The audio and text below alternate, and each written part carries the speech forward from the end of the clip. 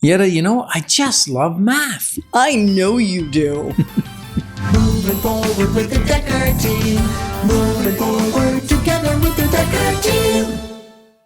We've created for you free access to over 603 Inside Track episodes on our YouTube Dekker Team channel that provide insights on real estate, insider tips, making house home, building wealth, and simple whole living. You get exactly what you need when you need it from the comfort of your home, office, or even on the go.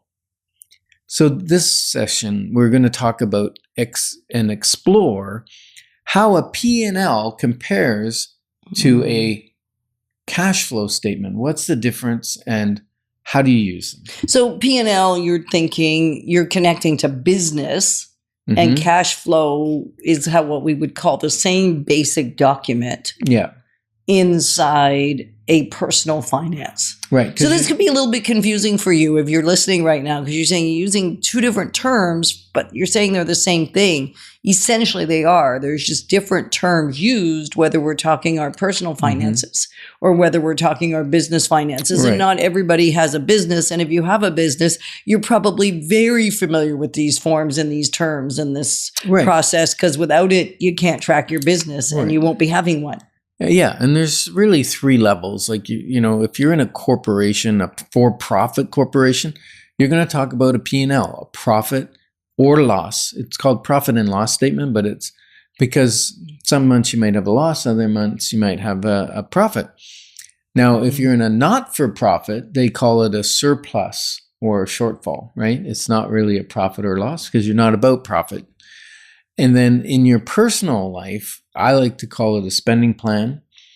And then as you monitor your spending plan, that's where your cash flow or cash usage statement comes from, right? Your budget is your spending plan.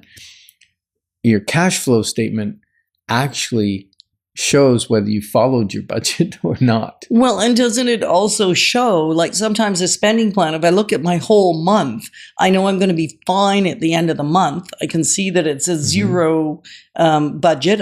We've explained that in just a few minutes ago. And the cash flow shows whether the cash is coming in at the right time to cover the expense as well.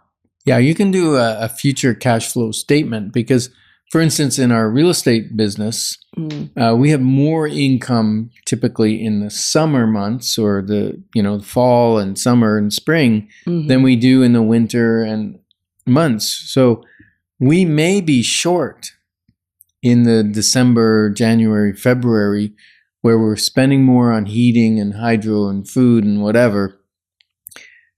In our personal business. Because we're not bringing in as much income those months because people don't buy as much real estate those months, right? So we may actually lose money. Well, spend more than we earn, not lose money, but spend more than we earn. And so a cash flow projection says, I've got the cash in the bank to handle those lean months. And then when we hit the surplus months, we build that cash reserve back up. Right. And if you're in more of a steady income coming in on a consistent basis, it's a lot easier. Well, it's easier. However, in a given month or a given day in the month, if your mortgage payment comes out on a given day, but you haven't yet gotten your paycheck that day, you might want to adjust some of your payment dates because there's a cash flow crunch, but by the end of the month, you'd be totally good. So your account may be going negative and then back positive and negative. And so you're paying all these fees for overdraft or whatever, and it wasn't really necessary. All you needed to do was adjust your payment dates so that they lined up with your pay dates, right? If you're like on a bi-weekly pay or something, what you don't want is your mortgage, if you have a car payment, your car payment and all your Visa bills and everything coming at the same week. Right. Because you haven't been paid for the month yet. Right. And I think the cash flow statement is probably one that is ignored even more than the spending plan. Right? Because it's so easy not to think about. I can actually massage.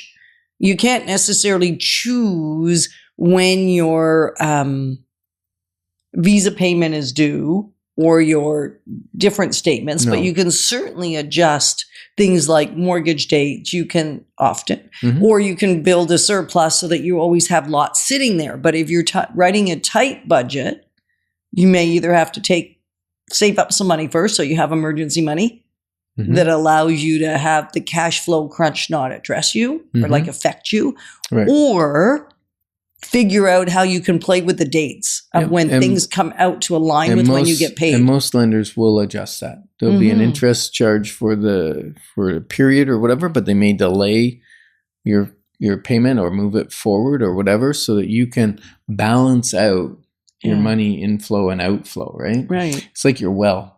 You never want to run out of well water, right?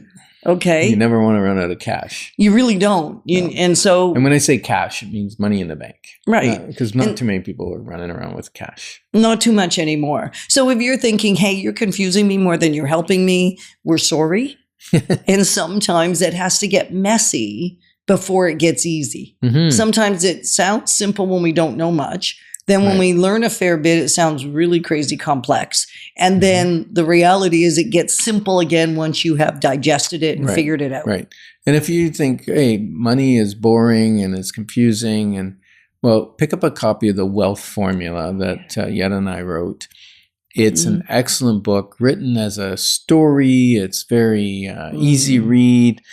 You go through the life of a couple and they meet a mentor, and it really starts to spell out why money is so important. Well, and how to navigate with it. Right. And so what you can do is you can either pick up a copy at our office at 5 Corvus Court, just pop in.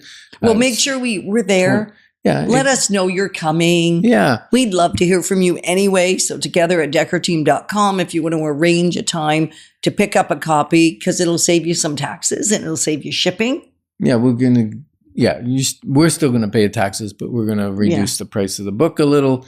And, you can pick it up and we might even sign it. And then if you ask us to. If you, the other way is to go on Amazon. You can download it as a Kindle book, or you can get a print copy from Amazon.ca. So let's go back to this profit and loss. It's weird to talk about a profit and loss in your personal finances, but it's so, so important. It's really looking back at the last 30 days or 31 days, depending on how big the month is. How'd we do? Did we spend more than we earned? Did we spend less than we earned? That's really, in a nutshell, what a profit and loss statement does. Cash flow puts you statement. into control. You just changed the word again. Well, from cash flow. To me, they're the same. They are the same. So the reason I'm highlighting it is if you're like me, it took me a really long time to grasp that they were the identical document, just for different purposes. So cash flow for my personal, profit or loss really for my business. And maybe you need a family meeting once a month on the 3rd or 4th of the month, and you look at last month and how did you do? Yeah. So B.T. Barnum said, money is a terrible master and it's an excellent servant. So together we're clarifying your options, because when your options are clear, your wisdom will flow. Moving forward with the Dekker Team. Moving forward together with the Dekker Team.